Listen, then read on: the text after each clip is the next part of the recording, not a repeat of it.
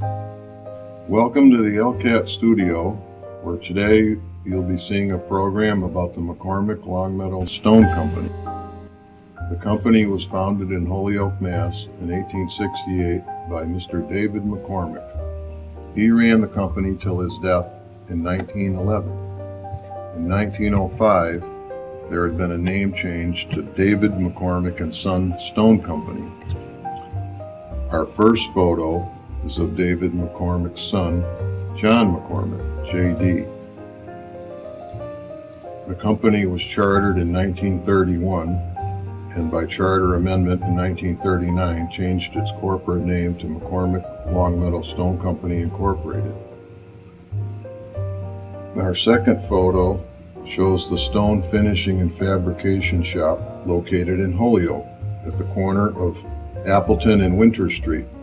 At this time, all the stonework was done here in Holyoke. The majority of finished stone was Indiana limestone and brownstone purchased from a quarry in East Longmeadow. This beautiful photo is a series that I got from Mrs. Eileen Chaporis, who used to be David McCormick's daughter. So these have never been seen before. And this photo shows a couple of 1920s trucks, one with the company's name on the side, and the company employees are setting a limestone cross on its base at a church or a cemetery. Here is one of the stone cutters at the shop working on an intricate floral pattern on a brownstone block. For this fine detail, he's using a very thin chisel. And here he is examining the finished product, which you can see is absolutely gorgeous. Here the same stone cutter is working on another stone which has the insignia of the Masonic emblem in the background of the stone. This is probably a clay model plaque to be carved later in brownstone. And they also carved and finished gravestones here at the plant. You can see some of them in the background here. This is a finished stone ready to be installed on a building. It's a rather odd character, likely adorning a corner on a yet unknown structure. We don't know where it is, but if anyone has ever seen it, please let us know. Here's another beautiful carved plaque done in clay. They did a lot of work for Mount Holyoke College, so the finished stone may be on campus here somewhere. In 1932, David McCormick bought the old Taylor and Kibbe quarries. Also included was the plant and machinery on Crane Avenue from the old John Rankin Company. It was owned by James and Mara prior to this, down near where Home Lumber was. In 1938, they moved from Holyoke to East Longmeadow. This is a picture of Mr. Stratty Chaporis, who married John McCormick's daughter, Eileen, in the 1950s, and Stratty joined the company in 1954. He learned the business of quarrying in all phases of operating by actually doing all the different jobs. In 1960, he purchased the company from his father-in-law, John, who remained active in the company till his death in 1968. During the late 1940s and early 1950s, this was the only active brownstone quarry in the United States. We're backing up a couple of years now. We're at McCormick's Quarry on Summers Road, where the pond around Brownstone Gardens is now located. The quarry used to be called the Taylor Quarry and the Worcester Quarry when the Norcross brothers owned it. This is a 1950s photo of a section of overburden being loaded onto a waiting truck. This is a 1959 photo showing the steel derrick at McCormick's Quarry. This was the only steel derrick ever used in East Longmeadow. All the others were made entirely of wood. We are focusing on only two quarries in this presentation. In my opinion, this first quarry located on Summers Road is the first and oldest one used in town by people other than the Indians. who used the stone for mortars for grinding corn and acorns, etc. The Elijah Burt House, home on Chestnut Street, built in 1740, used stone from this quarry for the large lintel on top of the fireplace. This photo is from April 1962, and the guys look like they're just getting ready to start the season. There's a huge amount of overburden on top to go through before getting to some usable stone. The workers are a good 30 feet below the top layer. Notice the variety of different deposits on top of the quality stone, which all had to be manually removed. Here's a worker standing atop a huge pile of quarried brownstone at the Summers Road quarry. This is a 1960s photo of the Summers Road quarry, and as you can see, the lower portion of the quarry is flooded. They must have been done using stone in that particular area, and it just filled up in no time. This is the upper portion of the same quarry hole still being quarried. You can see some tools around on the landing there. They had to pump the water 24 hours a day to keep the quarry dry, but up on this upper ledge they were able to still keep working.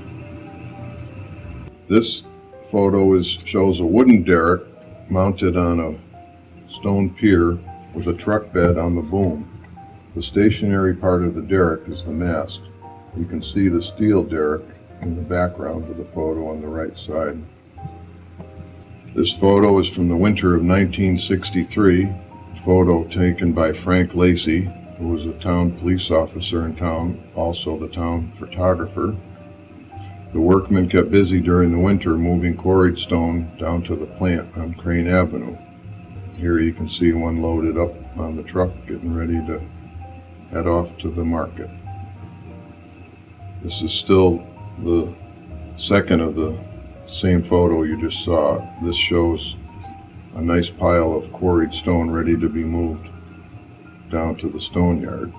It's all stacked up in front of the derrick and ready to go. Next is two photos from the same day in the early 1960s. The first shows the open pit quarrying operation, and you can see the huge pile of removed overburden in the front and the rock cuttings in the background. The second photo here shows the gang saw used for slicing large rock into smaller slabs. This was all done here in the quarry, and then they could bring the smaller stones down to the operating shed there on Crane Avenue at this point in time. Here are some workers atop a beautiful bed of stone. They're trying to crack the blocks vertically, and you can see a vertical crack in front of Mr. LaRocca in the white shirt on the edge. The stone's already cracked with that machinery they have in their hands. The old truck bed's on the landing waiting to be used, which will be shown in another photo. In the truck bed, suspended in the air by the huge lifting crane, is Foreman Coley Brown, who's driving steel wedges in a series to split the rock horizontally, while Arthur Butler and Michael Sears observe. They're also called pins and feathers, and the pins are systematically hit in order till the rock has got a crack in it. This photo shows the father and son team on top. Luigi LaRocca is on the right and his son Antonio is on the left. The three men pictured prior are now hard at work trying to remove the fractured stone from its old solid bed. The crane will pick up the stone and put it on top where the other stone already is. Now we'll be moving on to the newest quarry to be opened in town. New York University needed redstone for a project, so Mr. Chaporis bought the old redstone quarry off Elm Street in the early 1960s. Here in the photo you see a dynamite blast going off to remove the 20 feet of overburden on top of the good stone. Ray Wright Excavating Company did this work. This photo was taken near the diving board of the old quarry by Keith Lindner. The new quarry will be located about 100 yards away from the old quarry. This is the drained out bed of the old redstone quarry, which was drained to show which direction the stone was going. Piles of red-colored overburden are seen in the right upper corner from the start of the new quarry. This photo shows the workers getting the roadbed ready for the new quarry. Mr. Chaporis bought the 30 acres from the Lindner family and got the land rezoned for a quarry district. Borings confirmed that over 14 million cubic feet of redstone lay under the ground here, so they were real excited to get going on this new quarry in town here. And these are the first blocks of stone being removed from the quarry on July 29, 1965. They were to be used at New York University in New York City. And you can see the crane loading the stone. This photo is from the late 1960s, and you can see the beautiful deposit of redstone that they're quarrying. Bob Anwood is in the right corner operating the rock drill. The lifting crane below is positioning rocks that are already removed. This photo is the old McCormick Longmeadow Stone Company building on Crane Avenue. You can see blocks of Indiana limestone and brownstone which are stacked in front, ready to be shipped. This is the new plant for the Stone Company, which was built in 1961. Now it's the home of Pioneer Gymnastics. All the equipment has been removed and they've retrofitted it to make a nice new building out of it. The office was at 41 Maple Street, which is now Sonny's Mart. And this is a photo out in the stone yard showing finished blocks of brownstone on pallets waiting to be shipped. We're inside the rock processing plant at Crane Avenue, and here you'll see on the right foreman Omar Brault and Mike Shagru is on the left here. They're employees of the company. We're at the shop and the workers are putting the tongs on the sides of a rock that's going to be hoisted up. These are the exact same type of tongs used to lift the stone from the old quarries in the 1800s. They just take a pickaxe and put little holes on the side of the rock and lift it up. If you go out to the quarries, you can see the holes on the side, and now you know how they got there and why they were there. This is a rock planer here at the shop being run by Paul Keeping. A gentleman got killed in one of those machines in 1970. I think he had his shirt untucked and he got kind of dragged in the machine. It was a really gruesome accident at the time. This is an Indian worker from Canada who's running a wire saw. Water was used as a lubricant and to cool the blade.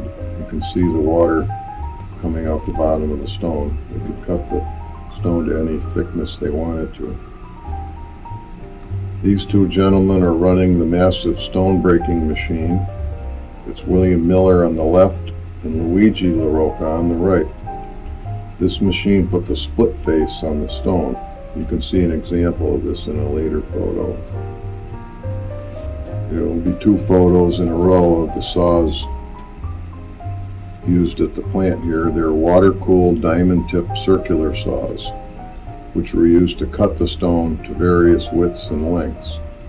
The top photo shows the saw turned off, and then the bottom photo will show the saw in operation. You can see the water coming out of the blade to keep the dust down and cool everything down. This is a newspaper article featured the workers at the Redstone Quarry on Elm Street. These are Scabler's Rocco Rosa on the left and Jim Gwinnell cleaning up the rocks of debris from the quarried stone. when they came out of the ground, they had a lot of debris on them, so they chipped away as much of the excess stuff on them to get them ready to go down to the stone here. And you can see that all the rocks here are numbered. This was done so they were cataloged with the size, the width, and the length. So for future use by architects, they could just go by, pick that stone up out of the pile that was outside and use it as they needed it. This photo is pretty self-explanatory. It's the mill foreman John Bailey checking the rock. Beautiful piles here outside the plant.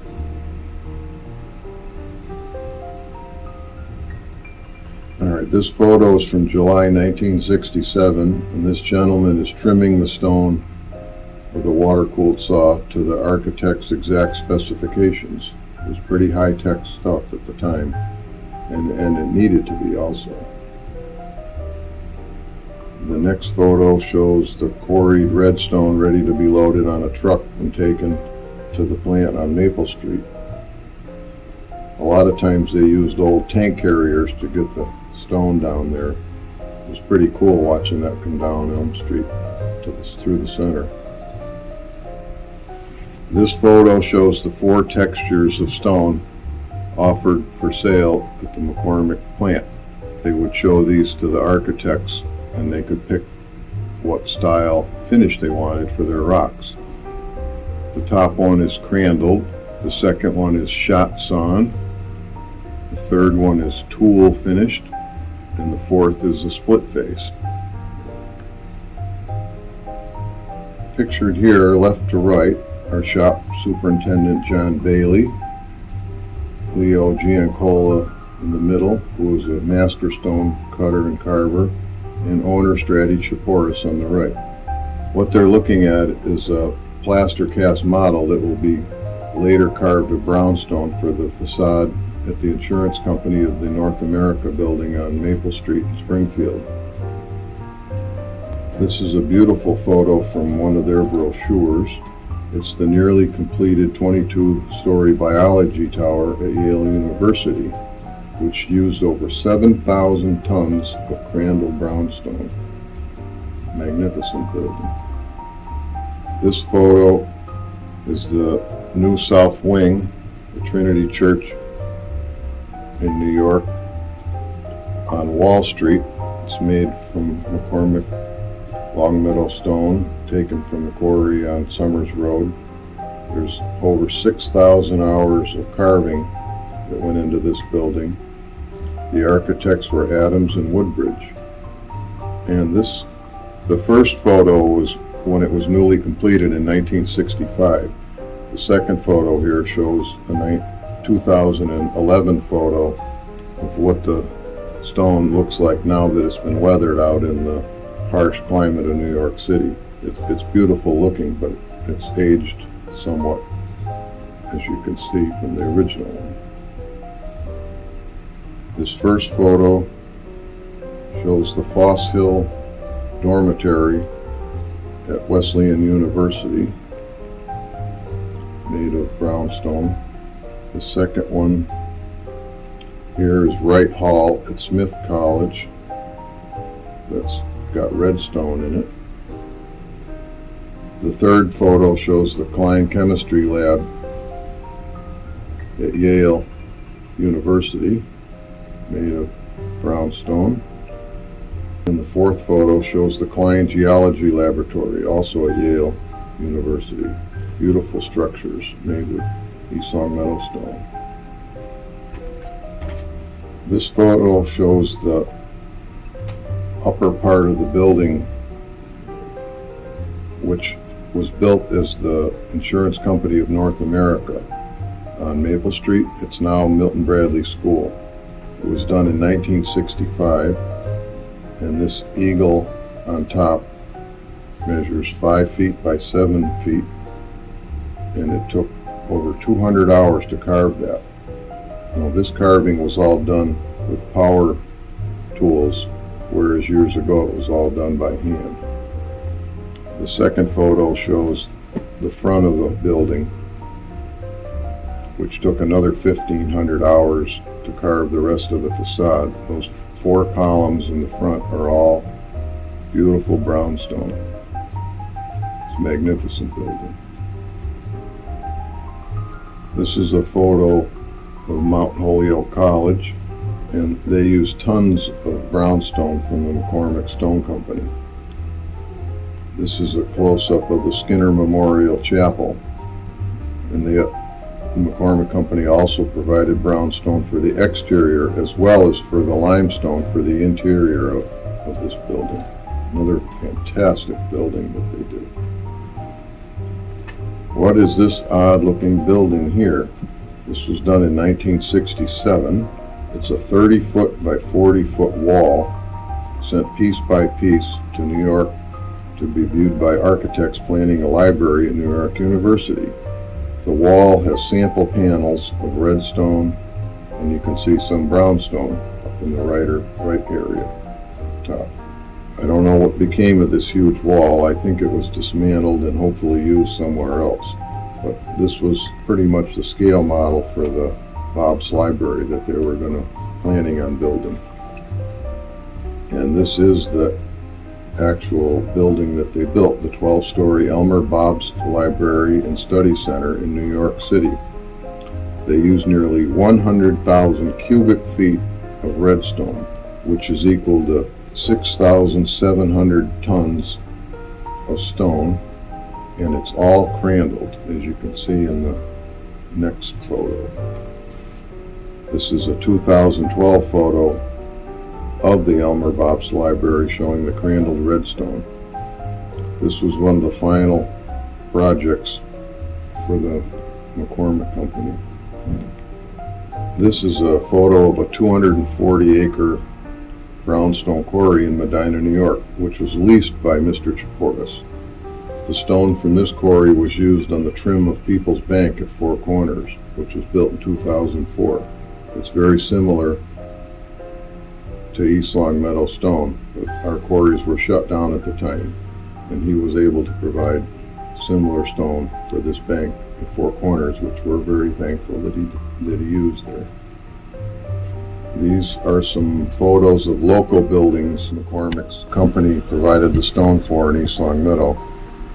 This is St. Michael's Church on Maple Street, built by Quinn Construction Company. It was completed in 1971. It was the last building in East Longmeadow to use the redstone. This is a photo of the old public library in East Longmeadow before it was torn down. The brownstone was supplied by McCormick Longmeadow Stone Company. And when, just prior to it being torn down, Mr. Chaporis' son Jay salvaged some of the stone, which he sold some of it to Yale for repairs, and then some of it was used in the sidewalk for the new library. It's a shame they had to tear it down, but that's progress. This was the new Third National Bank on Shaker Road, made from brownstone. It's now Berkshire Bank, and the stone is nice and light in this photo. If you look at it now, it's a little bit, this was in the early 70s. If you look at it now, it's weathered quite a bit, even in our town.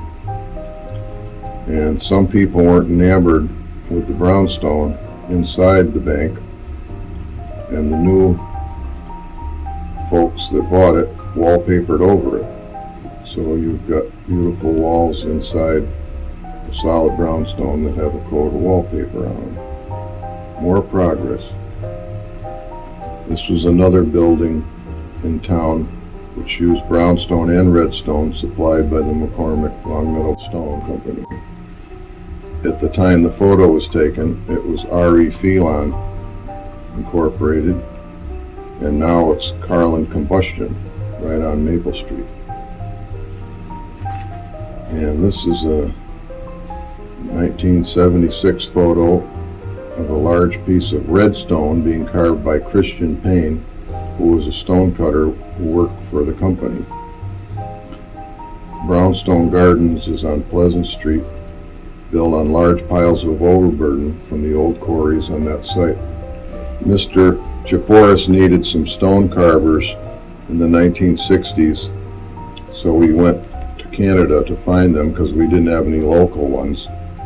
And he hired Christian Payne, Ray Menard, and Mr. Mouton. They all came down from Canada and worked until the quarry closed down. This is a beautiful town seal in the center of town, commemorating the 75th anniversary of East Longmeadow.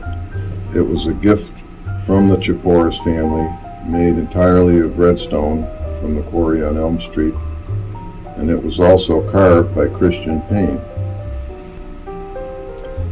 The next photo is another beautiful gift to the town from the Chaporis family. It was celebrating our town's 100th anniversary since splitting from Longmeadow in 1894.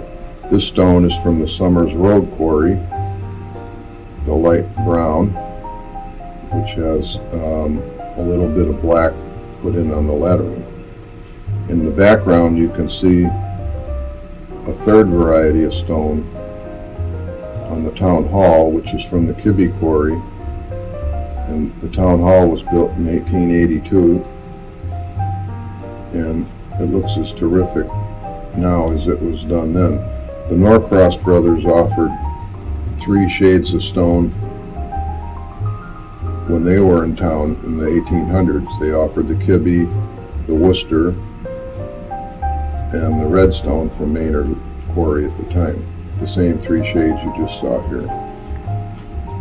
In 1971, operations ceased at both quarries because of environmental problems. And this is the quarry on Summers Road. The town made this a dump for a while, but it was shut down by the state because of environmental concerns, and it quickly filled with water, like you see in the photo here. Brownstone Gardens now adorns its banks. Here's another photo by Frank Lacey, taken in the early 70s. And you're looking north towards Pleasant Street. You can see a big pile of overburden on the bank in the background. The power plant is on the left side, so just to get your bearings, down behind the town yard. In the background now, if you went to the same spot, you'd see Brownstone Garden buildings there. Now we're up behind Graziano Gardens on Elm Street. This is Redstone Quarry number 2, now filled with water. This photo is from 1974. After operations ceased, it filled up with water quickly and became a nice little lake in its own right. And this is the last photo. It's the old Redstone Lake, now filled with water. It's once again owned by the Linder family, and currently the whole area is up for sale for around $1.25 million. If you're interested, I think there's around 26 acres. You can build a beautiful home up there and have a couple quarries in your backyard. When these last 2 quarries closed, the quarry industry officially ended in East Longmeadow. There are still large deposits of redstone left under the water. Perhaps someday they will be unearthed and used again to adorn buildings in the future. Thank you very much, and goodbye.